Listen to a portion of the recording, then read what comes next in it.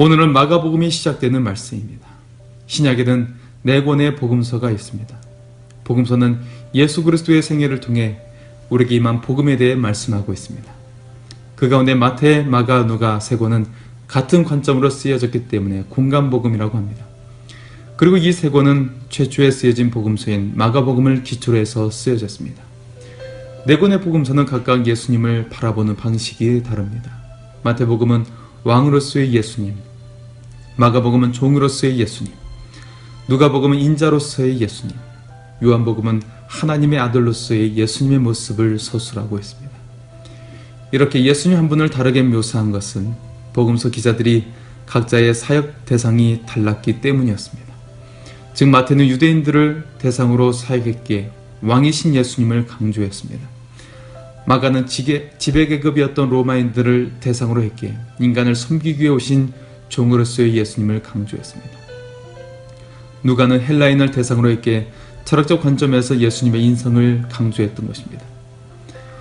마가복음은 다른 복음서에 비하면 짧고 간결하며 극적인 문체로 기술하고 있는데 마가는 예수님의 탄생설화를 생략하고 바로 본론으로 들어가고 있습니다.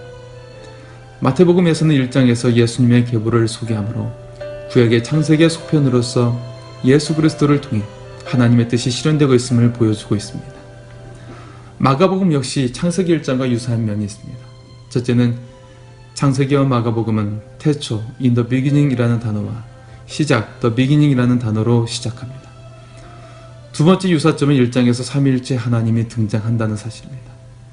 우리말 성경은 하나님의 아들 예수 그리스도의 복음의 시작이라는 순서로 되어 있지만 헬라어 원문은 우리말 성경에서 시작으로 해석된 아르케로 시작하고 있는데 이 단어는 태초, 본질을 의미합니다. 그러면 무엇에 대한 첫 시작인가에 대해 마가는 복음의 첫 시작이라고 서술했습니다. 복음, 즉 기쁜 소식이란 무엇입니까? 우리 각자가 처한 상황과 환경에 따라 다를 것입니다. 직장인들에게는 연봉 인상이 복음일 것이고 난치병 환자에게는 치료약 개발이 복음일 것입니다. 아이가 없는 부부에게는 임신 소식이 복음일 것입니다. 마가는 이러한 개인적인 차원을 뛰어넘어 인간에게 있어서 가장 근본적인 복음의 시작을 바로 예수 그리스도의 복음이라고 선포합니다. 예수는 나사렛 출신의 청년입니다. 이 예수의 이름은 헬라어로 그리스도, 히브리어로 메시아로서 예수가 구원자라는 사실이 인류에게 기쁜 소식의 첫 시작이라고 선언하고 있습니다.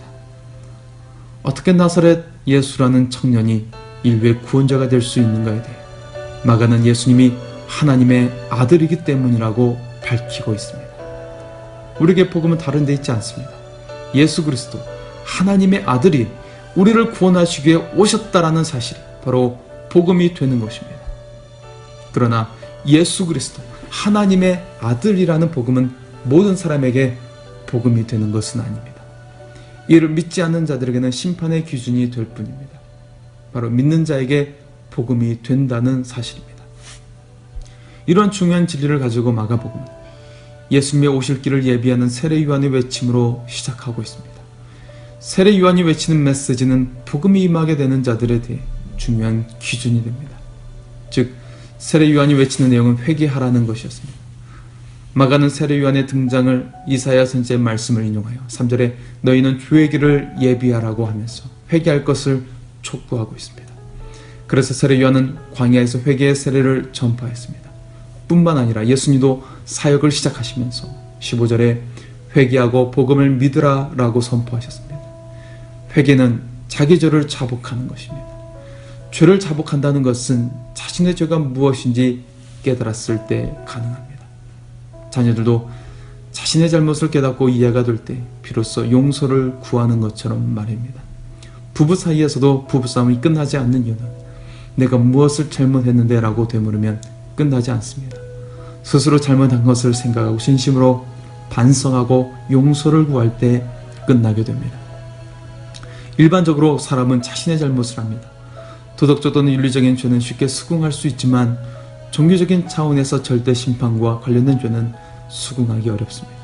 즉 하나님을 믿는 사람과 믿지 않는 사람들의 차이는 종이의 양면과 같습니다. 하나님 앞에서 죄인임을 고백하는 사람은 하나님을 믿을 수 있지만 자신이 죄인임을 모르는 사람은 하나님을 믿을 수 없습니다.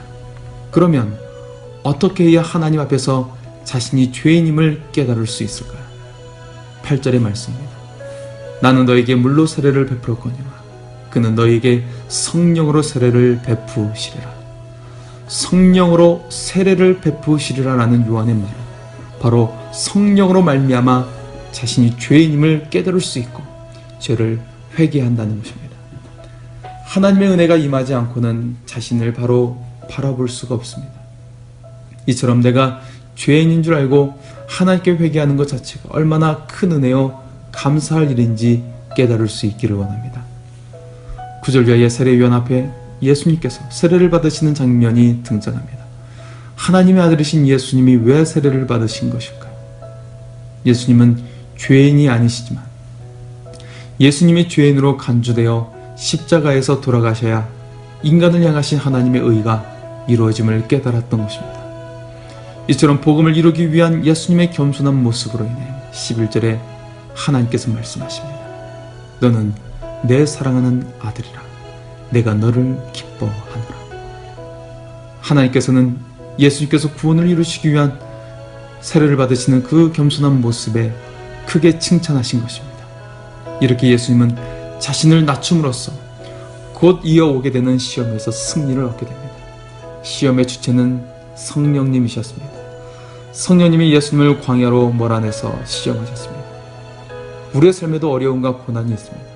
그런데 그 시험의 주체가 성령님이라는 사실입니다. 이 시험 속에 우리를 연단시키시고 더욱 하나님과 친밀해지고 더 큰 그릇으로 우리를 사용하십니다. 요한이 잡힌 후 예수님은 복음을 전파하십니다. 이처럼 우리가 요한과 같이 쇠할 때 비로소 내 속에 있는 예수님이 흥하게 된다는 사실을 알 수 있습니다. 주님을 드러내는 길은 나를 죽이는 길밖에 없습니다. 내가 똑똑하면 예수님께서 나오실 틈이 없습니다.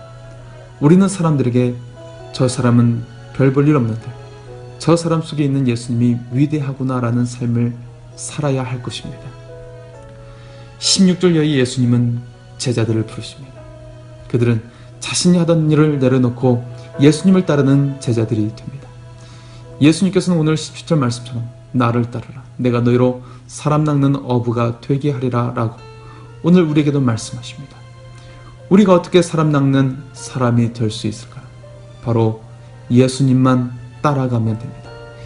예수님이 기도하신 것처럼 기도하고 예수님이 순종하신 것처럼 순종하고 예수님이 사랑하신 것처럼 사랑하고 예수님이 용서하신 것처럼 용서하면 됩니다. 오늘 우리도 예수님을 따라 살아가는 복음의 백성이요 주님의 제자들이 될 수 있기를 소원합니다. 하나님께서 여러분을 사랑하십니다.